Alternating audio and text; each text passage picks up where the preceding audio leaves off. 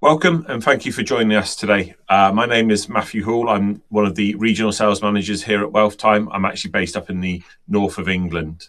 I'll be introducing what we'll be covering today and our panel of experts shortly. But before we get started, some small housekeeping, as well as keeping our compliance department very happy. I'm going to cover off a small disclaimer. Sorry about this, but I am going to read this word for word, otherwise I will get in trouble. So this webinar is designed for financial professionals, and information provided in this webinar is for general guidance and informational purposes only. It does not constitute financial, tax, or legal advice. While we aim to ensure accuracy, the content reflects our understanding at the time of delivery and may be subject to change. Advisors should always refer to official sources and apply their own professional judgment when advising clients. Neither the presenters or the organisation accept liability for any decisions made based on this material.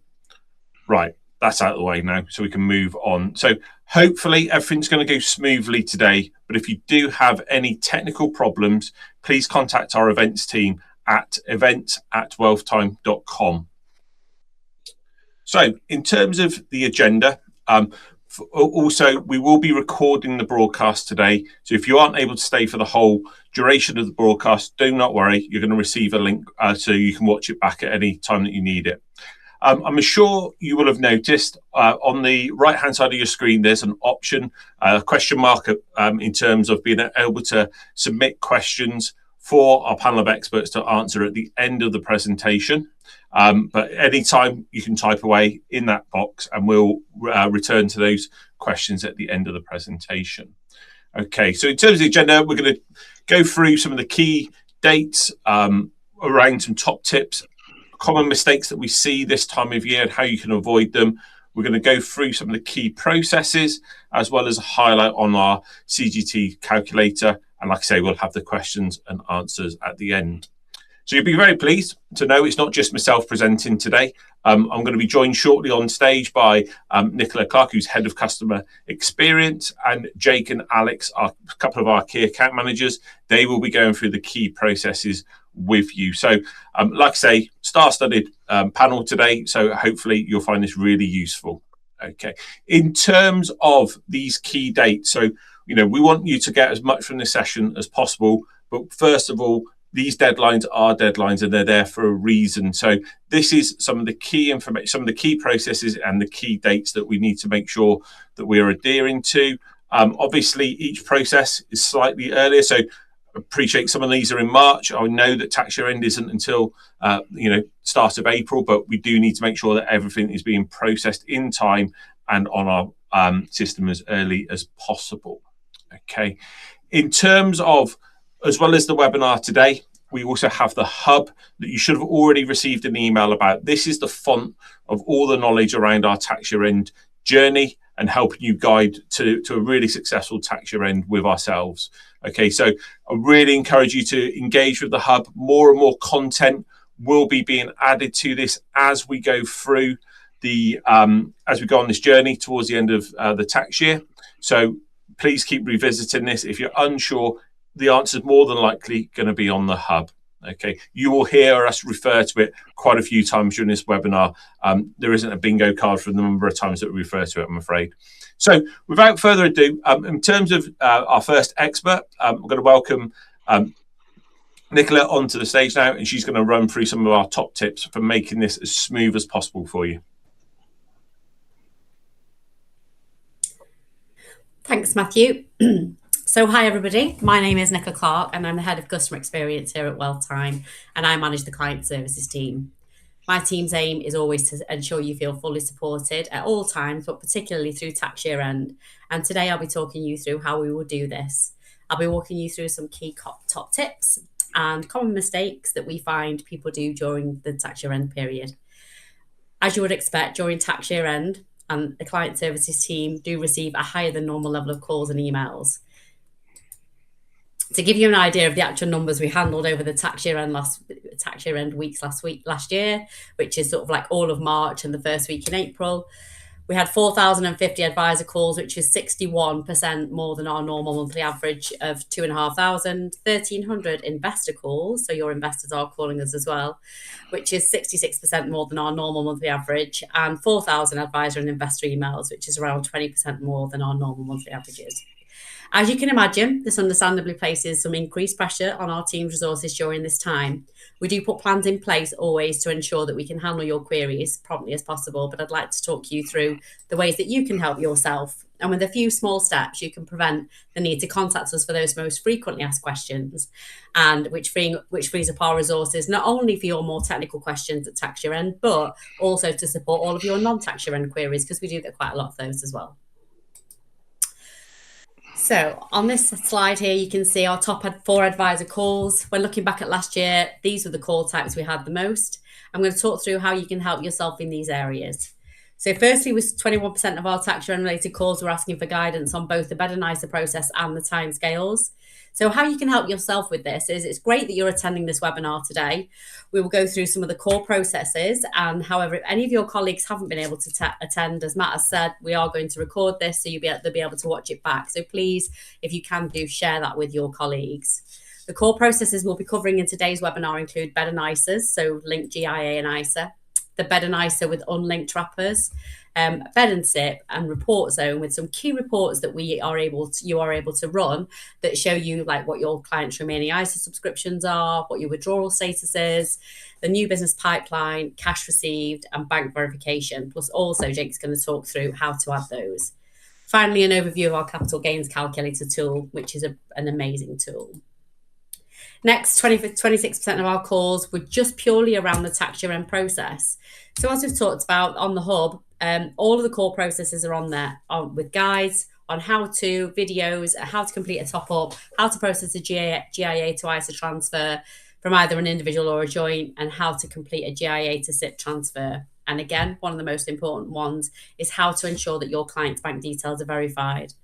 Our next top query, making up 25% of the calls last year, was relating to callers purely asking us to confirm the tax year end timescales.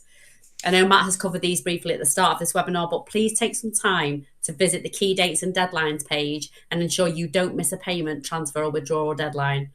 This downloadable timetable not only gives you the actual core dates, but gives you some essential guidance for each of the core tax year end activities to ensure a smooth journey. And then finally, 28% of our calls were asking for an update on your Bed and ISA or SIPP application.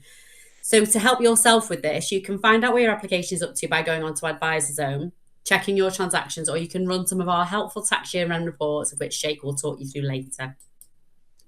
When you log into Advisor Zone, there is a button in the center of the dashboard, really helpful, that can take you directly to the hub with all of the above useful information and tips. And on the next slide, I'll be talking you through some of the common pitfalls we see at tax year end. So these were the most common mistakes we found our firms experienced. Understanding these pitfalls and taking steps to avoid them when processing your clients' activities will ensure both you and they have a smooth journey.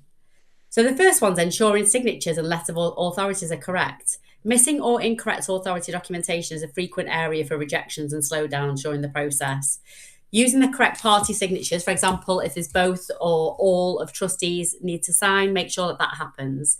And also ensuring you have the right letters of authority in place before instructing any transactions. This helps us going back and to with yourselves for correct documentation, and obviously then causes delays. We don't want to obviously result in any missed deadlines. So the top tip for you here is when submitting, use a checklist to ensure name signatories match the account, the relevant trustee account company sign-off has been obtained where needed, and advisor versus investor signature rules have been followed.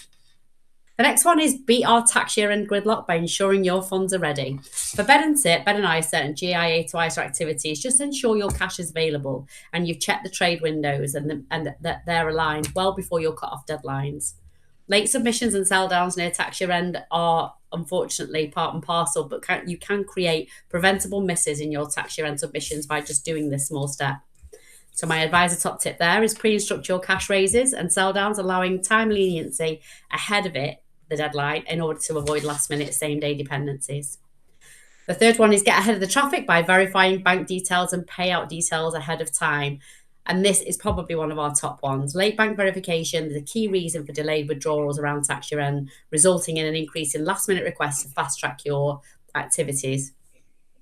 These can result in results being rejected and deadlines being missed. We have also found in certain circumstances some banks occasionally may not accept CHAPS. If this is the case, ensure that if you're aware of this, you make it clear on your instructions to prevent any delays in payments.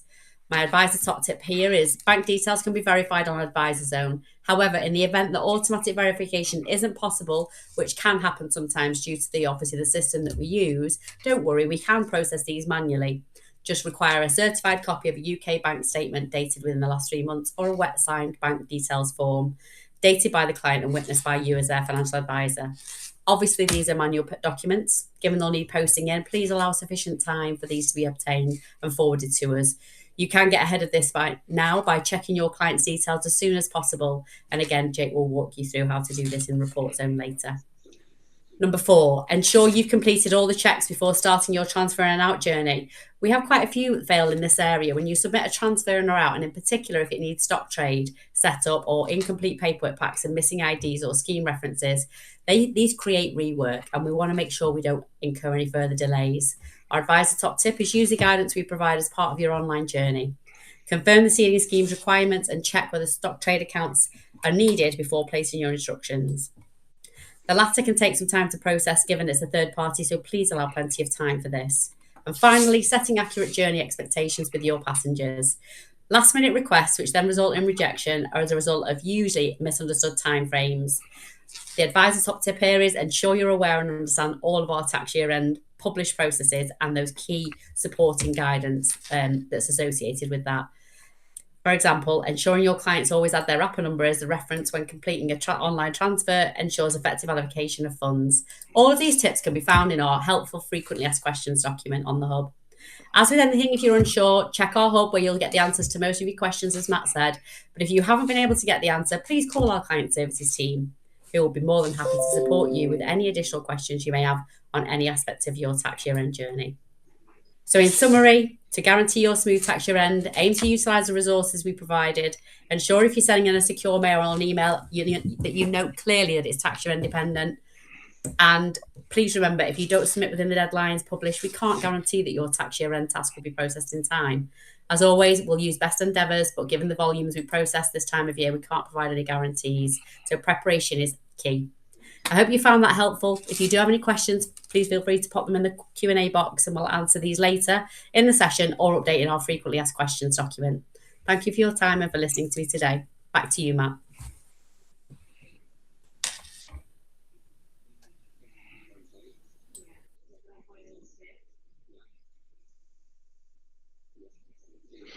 Good morning, all. Thanks, Nicola, for that. I'm Alex. I'm one of the key account managers here at Wealthtime, and I'm going to talk to you through a few of the key processes. To start today, I will be explaining the Bed and ISA process for linked wrappers, so you have a clear understanding of the online submission process. For clarity, linked wrappers refers to GIA and ISA wrappers that are connected within Advisor Zone, allowing funds to be switched easily between them through the online process. Linking is an internal process and not something you can do through Advisor Zone. In some cases, you may find your client wrappers aren't linked. For example, joint GIAs may not be linked to the client's ISA wrapper, but I'll explain how to process a Bed and ISA for those scenarios at the end. And a quick reminder, if there's enough cash available in your client's GIA, then the deadline for this process is Wednesday, the 25th of March. If you need to place sales, then please do this by Thursday, the 12th of March. This online Bed and ISA process allows you to move money from a client's general investment account into their stocks and shares ISA, if the wrappers are linked, as I said. The process can be completed in Advisor Zone as follows. Log on to Advisor Zone and locate your client. Select the View tab to bring up their details, or as shown here, select the top up from the Transactions tab on the first screen, and then select the client's ISA wrapper on the next screen. This brings up the ISA top-up journey, a quick and simple 6-step process. If we bypass step 1, which is the optional nickname, step 2 displays the optional investment types. And you can check whether the client has a linked GIA wrapper by selecting the Transfer from GIA, as shown on screen here. This process supports sales from a single GI wrapper. However, if you're transferring from a linked joint general investment account, a pop-up reminder will appear advising that sufficient cash must be available in that joint GIA wrapper. If there isn't enough cash, you will need to complete a switch to cash on the joint GIA outside of this process before proceeding. Once transfer from GIA is selected and the client's linked GIA account is chosen, the page shows the total GIA wrapper balance and allows you to enter the amount to move into the ISA. If there isn't enough cash in the client's single GIA, this is where you can make additional sales, either proportionately or by selecting specific assets. Then add any initial charge if applicable. On to step 3, that gives you the option to add a regular withdrawal, and step 4 relates to any ongoing charges. That will pull through from the existing, as remember this is a top-up. Step 5 displays the current default investment strategy and allows you to keep it as it is or change it for the top-up. And finally, step 6 generates all required documents, including the pre-sales illustration, the client report, and the application summary. If you've requested a sell down from the GIA, then a switch document will also be produced to reflect the details you've entered. And please note that these documents are just for your records only. Nothing needs to be sent to Wealthtime. And once you're happy with everything, then you can submit the request to complete the process. Now, I'll talk you through the process for clients who have a GIA that isn't linked to their ISA. This is common for joint GIA cases or where perhaps a relative is contributing to the client's ISA. It's also worth noting that the same process applies when moving money from a client's GIA into their uncrystallized SIPP. So first, select the client's ISA or SIPP that you wish to top up. Instead of choosing the transfer from GIA option as we did before, select the single option from the list and enter the investment amount you wish to move. Complete steps 3 to 5 as we did before, and then you can submit your request. Once submitted, please send us a secure email with clear instructions asking us to move the money from the client's GIA account to their ISA or their SIPP wrapper, depending on what it is. Make sure to include the wrapper numbers, the amount, and confirmation that the funds are in cash or that they have or are being sold down via switch. And that completes the process. Now I'm going to hand you over to Jake.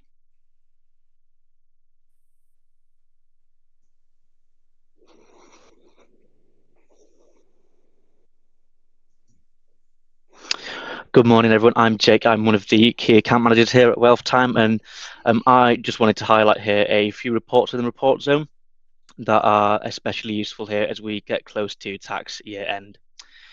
So Report Zone can be found within Advisor Zone from the bar at the top, and there are 4 permission levels within the system.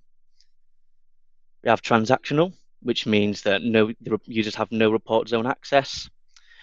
People with reporting permissions can see their own client reports or for power planners reports for advisors that they are linked to. People with firm reporting permissions can see reports for the whole firm. And finally, someone at your firm will have user management permissions. They'll be able to adjust the permissions of users at your firm. Finally, just a quick tip for navigating Report Zone. The categories along the top can all be expanded. If you double click on any of these headings, you'll see a full list of reports within that section, along with a short description of what each report is and how it can be used. It's a great way to discover reports you might not have seen before and could really streamline your workflow.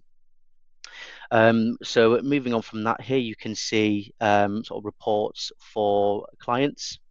We then have reports about clients and wrappers, and reports for business administration finally. So I just wanted to take a closer look at some of the reports, starting with one of the most important for this time of year, which is the remaining ISA subscriptions report found under reports about clients wrappers. So this report gives you a clear view of how much ISA allowance each client still has available for the current tax year, and it also shows the client's GIA balance. You can download it into Excel format, which makes it easy to spot unused capacity or even create bulk mailings, as the client's email address is included.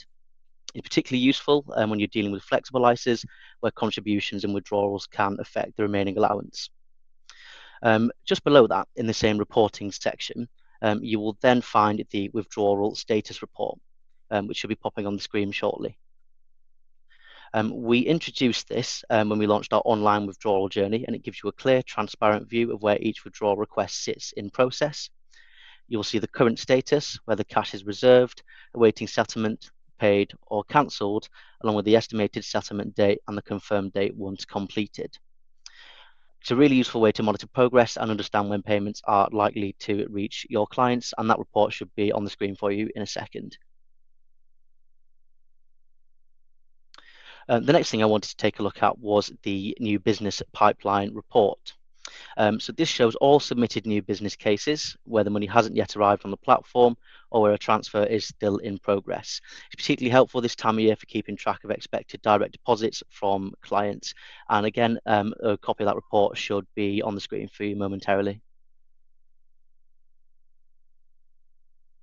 Another valuable report is the cash received report, and this can be found under the reports for business administration. This becomes really helpful at this point in the year because we often receive questions such as how much a client has contributed into their SIPP, or how much cash has been deposited into a particular wrapper. And basically this report shows every deposit, transfer, and contribution within the time frame that you choose. You can filter it by tax year, you can export it to Excel and sort it by transaction type. This just makes it really easy to plan for remaining contributions. Finally, we then have the bank verification report. Withdrawals are often needed at this time of year, and we can obviously only pay out to verified bank details. So this report lists each client and shows whether their bank account is being verified, making it easy to identify clients who still need a bank account added. On the sort of the bank verification theme, in this next section, I'm now going to walk you through our bank verification process. I'll show you where to find the key functions in Advisor Zone and outline the main requirements. And just as a reminder, clients must have verified bank details for any ad hoc payments, regular withdrawal, or income payments. To begin the process, you'll need to locate the client. You can use Go to Investor and search by their name or investor number, or simply use the main search bar. Once you're on the investor summary page, head to maintenance and then select investor details as shown on screen. Moving on, the investor details page contains the client's personal information, and most of it can be updated on Advisor Zone. To review or add bank details, scroll down to the bank account details section where you can see existing accounts and their verification status. If the client doesn't yet have a verified account, or if you need to add an additional one, you can select Add Bank Account. And then you can then enter the sort code, account number, account name, and submit the details. Once submitted, Wealthtime then automatically runs electronic verification checks. If the check passes, the account is verified instantly, but if it doesn't pass, you'll be given two options. You can send a biometric link to the client through our provider, Credas, or upload supporting documents directly. If you choose to upload documents, we'll need either a certified UK bank statement dated in the last 3 months or a wet signed bank details form witnessed by you or a colleague. Once these are uploaded, we will complete the verification manually. For company accounts, the process is slightly different. These can't be verified through Credas, so supporting documents will always be required. And for trust accounts, we'll need a bank details form signed by 2 trustees unless there's only one. A certified UK bank statement from the last 3 months, and if the form is wet signed, a certified signatory list or certified ID for each signatory. These extra checks will help maintain accuracy for more complex account types. A final tip, bank accounts can be added at any time, but we recommend adding them prior to a client needing to withdraw money, just to make the withdrawal process as simple and as quick as possible when they need access to their funds. So I'm now going to pass you back over to Alex, who I think is going to take you through some of our capital gains calculator tool.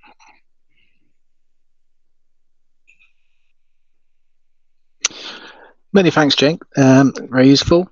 So I'm just now going to talk about the capital gains calculator tool. And please note that the most important thing today is just to simply understand the basic process. And also to excuse the sample data. It's only there for illustration purposes. Also, please remember that Wednesday, the 1st of April, is the final date to realize gains or losses for the 25-26 tax year. So the capital gains calculator tool is located within Advisor Zone under the Research Tools heading via the drop-down menu. So let me outline what the tool can do and how it supports your day-to-day activity. So it can generate both realized and unrealized gains capital reports, giving you a clear picture of a client's current position and their potential future gains. You can model gains or losses that would arise from selling specific assets, which is ideal when clients want to understand the tax impact before they transact anything. The tool can also suggest which assets to sell to meet a particular objective, whether you're targeting a gain, creating a loss, or aiming for specific proceeds. For assets that are re-registered onto Wealthtime, you can enter the original acquisition or book cost to keep calculations accurate and complete. When you open the tool, the first screen you see is what's called the dashboard. If you're a power planner, ensure that you select the advisor you're working on behalf of, and then locate your client's general investment account wrapper. Once selected, the dashboard displays the current value of that GIA and all gains and losses in the current tax year. You can switch the view to a different tax year or customize those dates. This then gives you a clear high-level overview of your client's tax position before you move into the detail. Next, on the left-hand menu is the valuation. This provides a full breakdown of assets currently held, which includes unit holdings, the original acquisition cost, and the current market value. And there's also here an option to include past holdings. Next on the menu is the cost-based inquiry. Here you can select the investment from the drop-down and switch between disposals and acquisitions. Disposals shows all historical disposals, including the proceeds, acquisition cost, and resulting gain. Selecting a specific disposal reveals the acquisition transactions matched to that. Acquisitions provides a detailed view of all acquisitional entries associated with that particular asset. Now, under the Reports section, the tool can generate both realized and unrealized reports, giving you a clear picture of the client's current and projected CGT position. Next is the Scenarios option. As tax year end approaches, this area becomes especially valuable.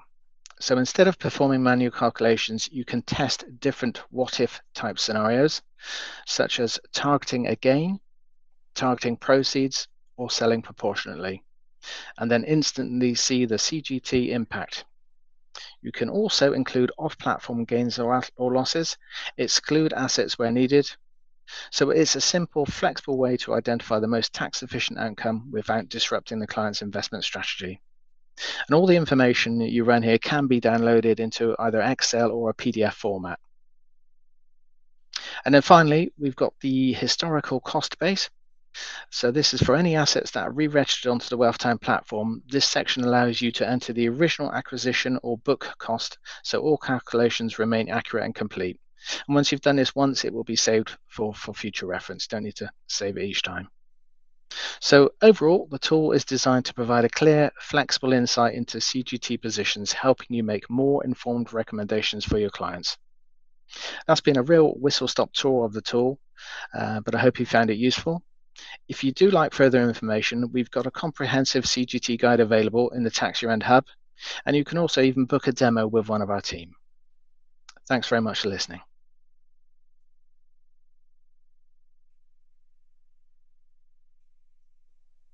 Now we've got questions and answers, I believe. Yep. So stay there, Alex. Don't go anywhere. And I think Jake's going to join me as well in a moment. So thank you very much, everyone. Hopefully that was really useful going through some of those key processes, understanding how easy and usable our platform is. I would encourage you, if you have got any questions, that little question mark on the right-hand side, while I've got my panel of experts with me, can help me answer these.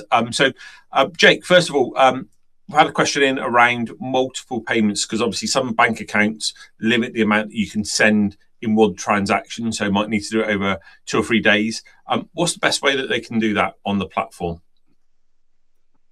Yeah, absolutely. Thanks, Matt. So obviously we often see clients that need to send payments in several parts because of bank transfer limits. So there's a couple of ways that we can manage it.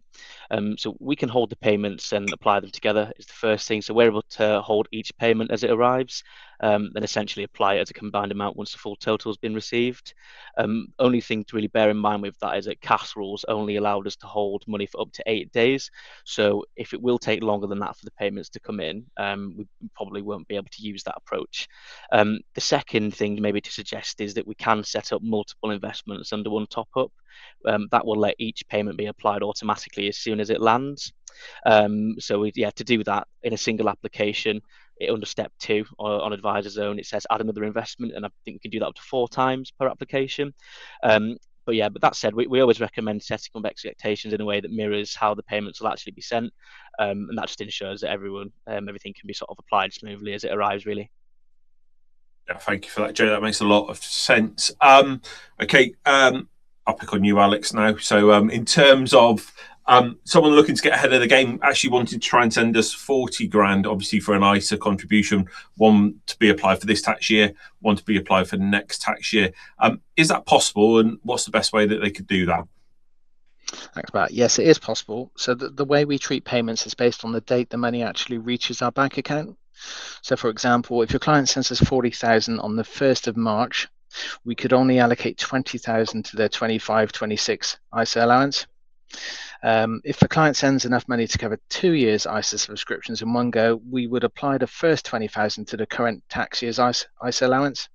That remaining 20,000 can't be put into the next year ISA yet, so we need to go into the client's GIA as cash temporarily, and then you could submit a GIA top-up application for that part.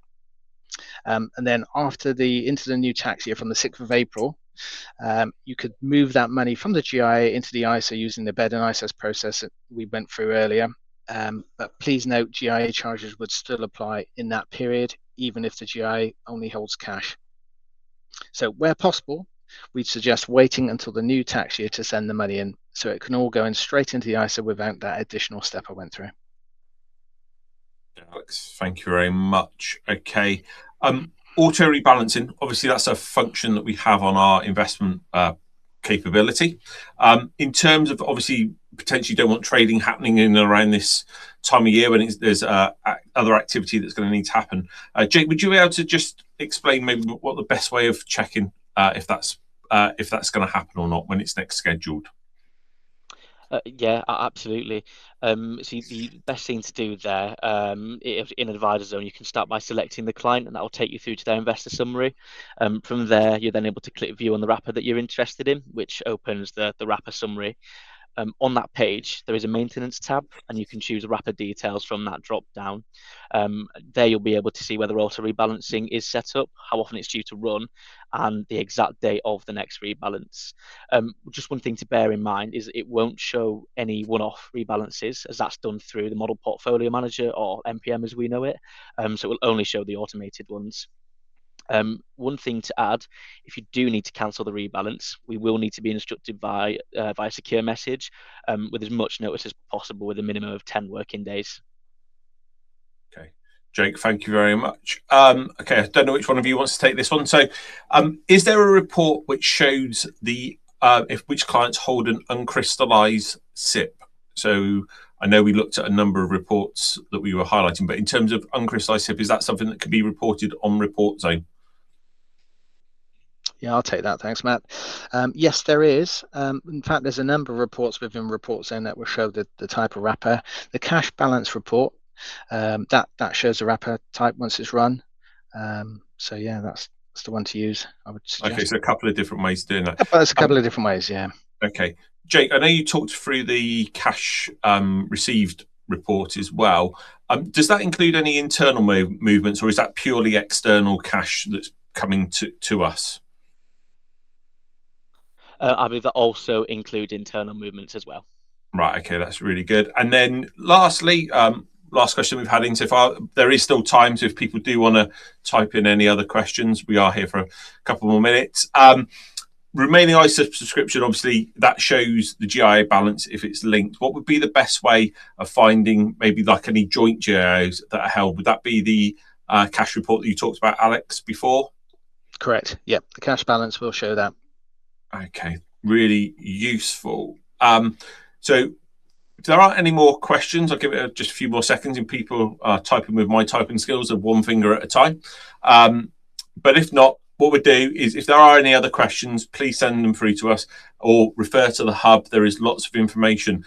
Really wanted to thank you for spending some of your Tuesday morning with us. Thank you very much for your time. Like I say, you will receive the recording after today. But like I say, and some of these will also be, all of the guides that we've been through are also on the hub as well. So thank you very much for your time. Hopefully you have a good rest of your Tuesday.